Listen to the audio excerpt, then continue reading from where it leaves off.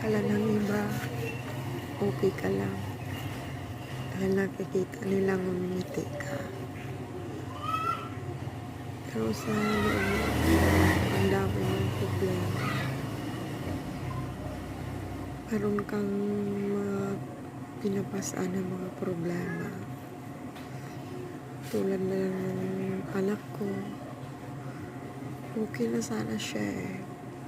Tapos ngayon, video call kami, nakikita ko, namamaga na naman siya. Siyempre, wala akong mapagsabihan sa mga problema ko. Napakahirap sa kalooban bilang ina. Iniisip nila dahil malayo sa iyo mga anak mo, hindi mo na sila iniisip.